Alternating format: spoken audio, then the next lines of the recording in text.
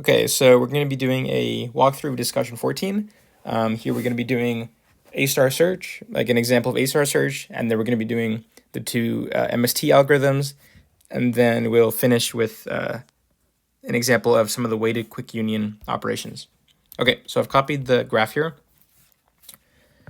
It's question 1A. And so in A, we're asked to perform A-star on this graph with the start vertex A and the goal vertex G. So just a quick recap of what A-star is. Okay, A-star, so it is a single source, single destination, path algorithm, like shortest path algorithm. So the goal, like the problem here is you're given a graph with edge weights and you're given a single source and a single destination. So in here, this is our graph. Our source is A and our goal or destination is G. And we want to know what the best way to get from A to G is, where best is defined as like the lowest cost path. So each edge will have some label and the path cost is the sum of these labels. So the labels need to be like integers or maybe even decimals if you wanted to. And we want to figure out like the best way to get from A to G in terms of like the shortest path from A to G. So the way we do that is sort of like Dijkstra's algorithm, except the thing about Dijkstra's is it's a little bit slow, because if you can think of, let's say our graph sort of looked like this, like it's enclosed in this circle. Each one of these dots is like a node. Okay, it's probably enough. Let's say our start vertex is right, let's say here. So that's our start, and let's say our goal is like over here. So we start kind of in the middle and we want to get to that edge. What A-star would do is, what Dijkstra's algorithm would do is sort of from this node right here, it would kind of go in like these contours, I guess the word is isocontours, where every node on one of these contours is the same distance away from each other. You don't really need to understand that too much. Just like know that it's going to go in this kind of like breadth first kind of fashion, like it's going to explore basically all the nodes until it finally like goes through that one, right? So if the graph's pretty small, that's not a big deal. But if the graph is really large, then we're going to waste a lot of time with nodes that we don't even care about. For example, like these nodes over here, we know they're not the right, we shouldn't go to them, right? Because they're further away from the destination than where we started from. Like it's in the wrong direction. So the A-star algorithm uses these heuristics here to kind of nudge us in the right direction. So a really good A-star path might look something like this. So you start from here and maybe you're exploring only this way and you finally hit that and then you stop. So I hope you can see that there's a lot less blue than there is red, where the highlighted portion is kind of like the number, like the nodes that you traverse. So if we can cut down on the amount of nodes we look at, we're going to make the algorithm much more fast, or much faster. So we're going to use the heuristic here, like it's a function to like where it's like an estimate of how far you need to go to get to the goal. And we're going to use that to kind of nudge us in the right direction and cut down on the number of nodes we need to see. So that's like a rough explanation of what we're going to be doing. We'll do the different data structures that we use for here. So it's basically Dijkstra's. So we're going to set up all the different, all the different data structures as we usually do. So there's a priority queue for the fringe. There's an edge 2 array. Actually, let's do the dis2 here. Dis2 array and the edge 2 array. Okay, so if you don't remember what the dis2 and the edge 2 are, I'll write them down here. But there's also a video of Dijkstra's algorithm somewhere, probably in a playlist somewhere. So go ahead and check that out if you don't remember that from lecture. it'll probably help because most of A star is basically just Dijkstra's. So, okay, the dis2, and okay, we need to write all the nodes. So A through G. F, G.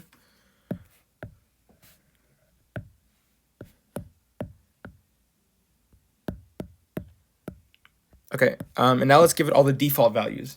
So the default, or actually first let's write maybe here what each of these is. So this is, the dist2 is the minimum dist from start to node. The edge2 is a little bit kind of complicated, not too much. I'm just gonna say where this node came from, and we'll talk about what that means. And then the fringe is ordered in estimated path cost through node. And we'll talk about that in a little bit. Let's first talk about dist2. I think it's the simplest to understand. So it's just the minimum distance, the minimum known distance from the start node to this node. And remember, the start node here is A. So the one value we can fill in here, like before the algorithm even starts iterating on anything, the one value we know is the dist2 of A. Because the start is A, and the node we want to go to, in this case, is A, that's a total distance of 0, right? Because you just don't go anywhere because you're already at the place you want to be. Everything else, like the distance from the start node to E, for example, you don't know off the bat, so we're just going to initialize it to infinity because we want to know a minimum, right? So the default for a minimum should be a maximum, like infinity. Okay, now let's talk about what edge2 is. So eventually we need to create the path from A to G, and that's what the edge2 array would allow us to do. So if I want to know, okay, well, what is the path from A to G? So we know it starts with A, and we know it ends with G, but we want to know the middle stuff. That's the important part. So we work backwards. So we use the edge2 to tell us, where did G come from? Let's just say it happens to be F here. Then that means, okay, G came from F. And you repeat the same thing for F. Okay, where did F come from? Let's just say it happens to be, well, I guess it has to be C. So C, and then, okay, where did C come from? It has to, in this case, it has to be B. And then where did B come from? Let's say that's A. And then A doesn't come from anywhere, right? That's the start. So we'll put null there to kind of say like, okay, that's A doesn't come from anywhere because it's the start. Okay, so that's kind of what the edge2 is. And we'll see how to update that during the algorithm. But I hope you see, like, if we have edge2 all filled out, then it's pretty easy to reconstruct the path. You just kind of work backwards. Okay, but by default, we don't know anything. So everything's null. So we can just put null everywhere. Actually, instead of writing null everywhere, let's just leave it blank. And if it's blank, we should just assume it's null. So these are all null. I'm just not going to write anything there. Okay, and then now let's talk about the fringe. So I'm going to draw this picture for the fringe. So we have the start.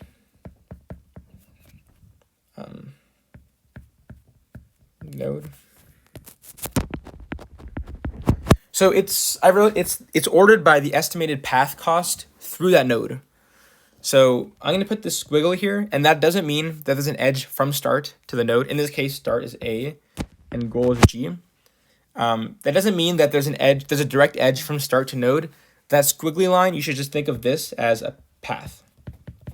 So maybe it's like 4 edges in a row, maybe it's 3, 7, it doesn't matter. It could be 1, but that doesn't make a difference. And we want to know the shortest path, right? So we want to know what's the shortest path from the start to the goal if I went through that node. That's what the priority queue, the fringe, is ordered by. So we know half of this, right? We know, let's do this. We know this. This is just dist2 of node, right? Because the shortest path from the start to the node, that's exactly what this thing is here. Okay? Now what about this? this is some sort of distance from the node to the goal. And actually, let's do that. And I hope you can see that we don't know without like actually calculating it. So instead, we're going to use our heuristic as our guess. So it's going to be, whoops, not G. It's going to be H of node and G. So maybe we should have mentioned this earlier, but I hope you can see that the heuristic function sort of has baked into it this idea of G. So like the second argument's G for all of them, right? So your heuristic in practice, the way you would like figure out these numbers is you would kind of study your problem pretty carefully, and then you just figure out properties of this node A that make it more or less favorable, like closer to G or not. So maybe if this was like an actual like map or something, you might do like the Euclidean distance from A to G. So if A is here and G is there, you would like take this triangle, right, and then find the hypotenuse of that triangle. And the reason that that's not the actual distance is that if it's a map, there's like roads, right? So maybe the actual road is like this, and then that, and then maybe there's like a dirt road, so it's like you have to go slower on it or something, and then you finally go down a little bit and you get there. So it's not, this hypotenuse is like an optimistic guess, right?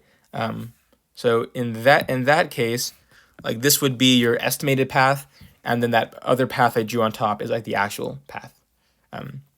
So that's how you get these heuristic values. That you don't just, it's not like you just guess them or anything like that. Okay. Yeah. So that's that second part of the path there. So, and if we add these two things, that should give us our estimated path cost through node. Okay, so we're going to use our dis2 array and our heuristic function, which is already given to us. We're going to use those two things to fill out the fringe. So everything is infinity in dis2, so we can put infinity for everything, except for A. A we can actually put in 8, right? Because we know the dis2 to A is 8. So I'm just going to put infinity here. Note that you even put infinity at G, even though it's the goal. It's not treated any differently at the beginning. Okay, let's begin the algorithm. I'm going to remove this stuff here. Hopefully we all understand that. So let's keep track. Okay, and we don't need this. Let's keep track of the current node. So I'm going to put cur as well as neighbor, just so we know what node we're at and what neighbor we're at. Okay, so we pop off from the fringe, and the stopping condition is when the current node is the goal. So let's make a note of that here. Stop when goal.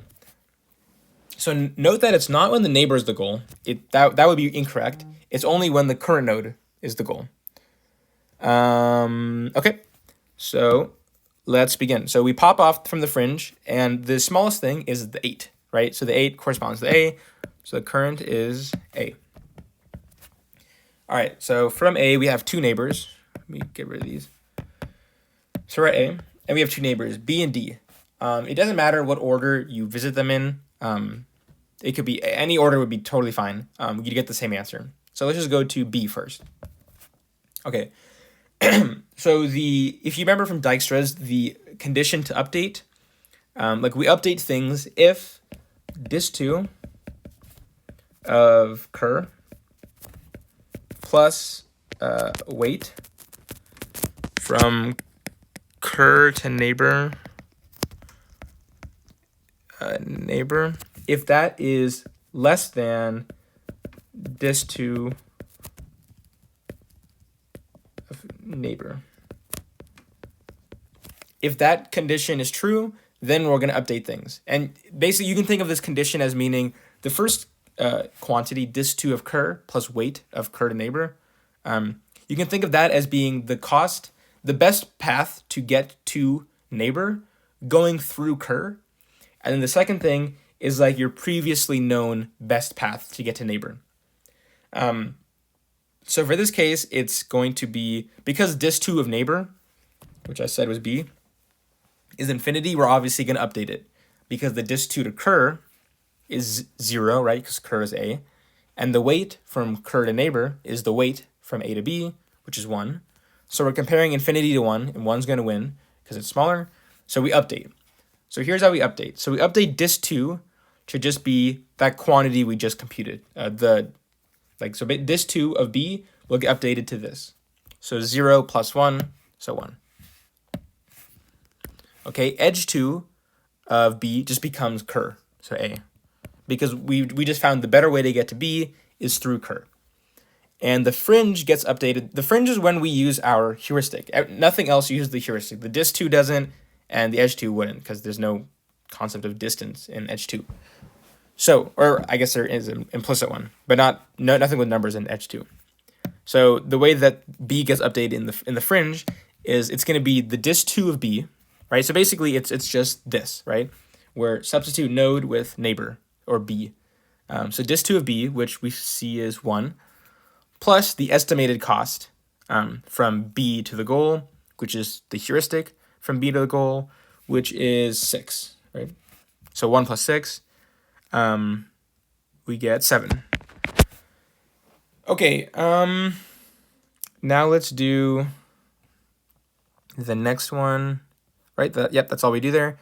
So now let's go ahead and let's do, what's it called? The next neighbor, which is d. Okay. And we're going to check the same comparison, and it's going to pass again because the distance to d is infinity. So let's update it. So this will change, and that will change. So the distance to d is 2, and the edge2 of d is a, right, because it's just cur. And now in the fringe, we're going to use the priority of it. So it's going to be the a to d, which is the edge weight from a to d, which is 2, plus the distance to a, which is 0, so 2 plus 0, plus the heuristic value from d to the goal, which is 6. So we get 8. Okay, let me double check, right? Blah, blah, blah. Yep. Okay. Whoops. Yeah, so we put d in there and we have 8. Okay, now we are done because a has no more, a's iterated over all its neighbors. So now we pop off the next thing from the fringe, which is b, right? Because b has the smallest priority, 7. So b gets popped off. And b only has one neighbor, c. So we're at b. So let's update its neighbor, c. And we will update it, right? Because the distance to c is infinity, so anything beats that. And anything in this case is going to be 1. So the dis2 of the cur, which is 1, plus the weight from cur to neighbor, which is 3. So that sum is 4. So let's update these things. That will update, that will, and the edge2 will. So the dis2 is going to be 4. It's going to be, right, because the dis2 to b is 1. And the weight from b to c is 3. So add those two things, you get 4. The edge2 of c becomes b, because that's what cur is. And the fringe is going to be the dis2 of c, which is 4, plus the heuristic, which is 5. So 4 plus 5, that's 9. And that's all you do there, because there's no more edges, there's no more successors or neighbors of b. So we pop from the fringe, and we pop off d, because the 8 is smaller than 9. So we pop d off. D is over here. Now we're going to, there's only one neighbor, right? It's e. So same thing happens, right? Because we haven't explored e yet. So it will update. So that will update, that will update. Let's see what the dis2 will be. It's going to be the distance from a to d, which is 2, according to our array, plus the edge weight from d to e, which is 3. So add those, and we get 5. 5. The edge2 is going to be d, because our current node is d, our cur is d. And the fringe is going to be the 5, like the dis2 of e, which is 5, plus our heuristic, which is 3. So we add those, and we get 8. And that's all we do there, because there's no more neighbors of d. Okay? So we pop from the q, and the smallest thing is e, because it has a value of 8. Okay, so we pop e out. It only has one neighbor, which is G. And note that we're not stopping because we only stop when current is the goal, right? It doesn't matter if neighbor is goal. That doesn't matter at all. Okay. Yeah, so we do the same thing because the distance to G is infinity, so everything gets updated.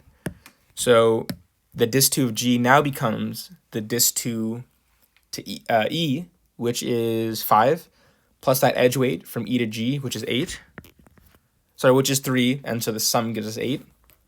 The edge 2 from the edge 2 of G is E, because that's the current node, right? The curve is E. And the fringe becomes the dis2 of G, 8, plus the heuristic from G to G. And it's not written here, but I hope that it makes sense that H, it's kind of thick writing, G to G should be 0. For the same kind of reason that dis2 of A is 0. So for the same reason that this is 0, the heuristic of G should also be 0, right? Because remember, the heuristic is the estimated distance from that node to the goal. So the estimated distance from the goal to the goal is just 0 because you're already there. So the fringe is going to be the dis2 plus the heuristic, right? This expression here. And since the dis2 is 8 and the heuristic is 0, we get 8. Okay, and that's it. There's no more neighbors of E. So we pop from the fringe, and G gets popped out because it has the smallest priority. And now we terminate the algorithm because current is goal.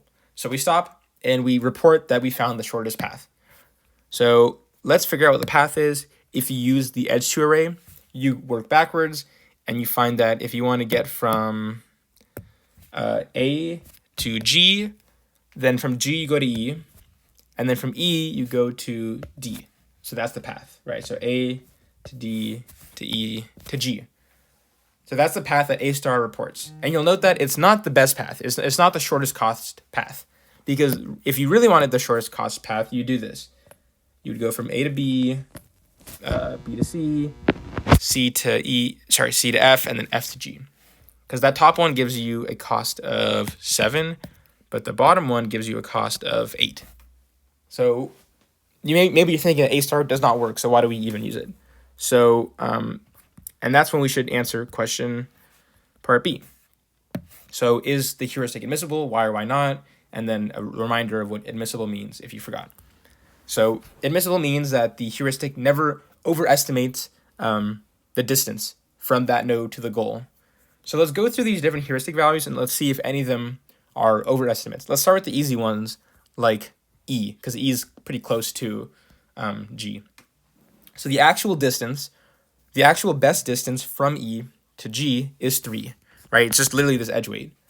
And the heuristic tells us it's 3. So that's okay because it's being truthful. So let's say we can mark it. Maybe we'll do this. So we said E was good. That one's fine. What about what's another easy one? F. The actual distance from F to G is 1, and the heuristic is 1. So that's also okay. It's okay to be equal, be spot on. Okay, C is also pretty easy. The actual one is 4. And okay, this one says 5. So that's actually not. That's bad because that's overestimating because the actual best cost from C to G is 4, right? Because it's just literally this edge weight. But the heuristic is saying it's 5. And you can go through and say that to all of them. I think that this one's also wrong. What about B? Is B wrong? B should be 6, right? Because you should go from B to C, C to F, F to G. So actually it ends up being right. So that is right. And then D should be 6 also, right? So that's correct. So 2 of them are wrong.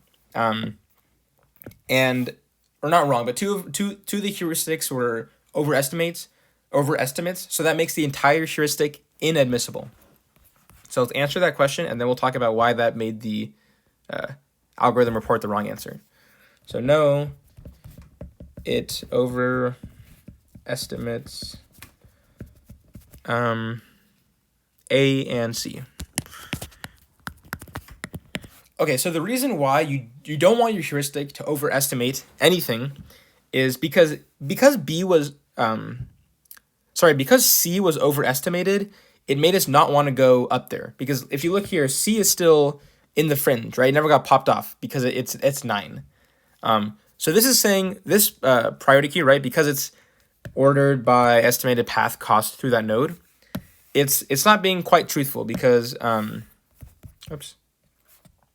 because our fringe is saying that if we want to get to the goal from C, going through C, that's gonna cost 9, but really it costs 7, right? Because so our heuristic, this estimated part here, was an overestimate, and it made us kind of wary of that path, and we didn't go down it.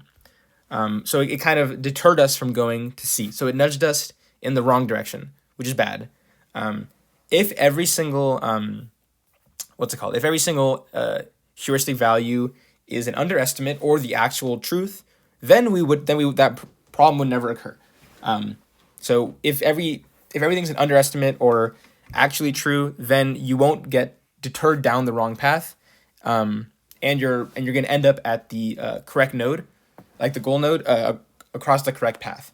So note that we still found a path from A to G. That's always going to happen, but it's not guaranteed to be the shortest path unless you have admissible heuristics, as well as consistent heuristics, which you don't need to worry about in this class. But if you go on to like 188 or some other classes that deal with like agents and tracking and searching, then you'll have to worry about what that means. But here, just don't worry about what consistency is.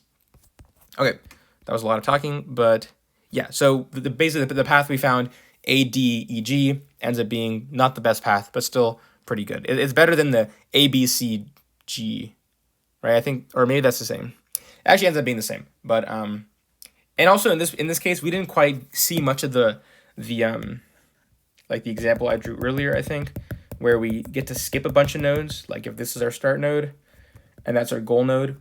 Because there's not that many nodes here, we didn't really get to see the fact that we only explore a few of them rather than exploring like all of them kind of in this style. So we didn't really get to see that. There's just not enough nodes for that. But trust me, if you have a lot of different nodes in your graph and your heuristics really good, then you're gonna pass over a lot of different nodes and not even have to look at them. So okay, yeah, that completes the A-star problem, problem 1. Here's the page if you wanted to check anything there. In the next video, we're going to be doing problem 2, which is some minimum spanning tree stuff.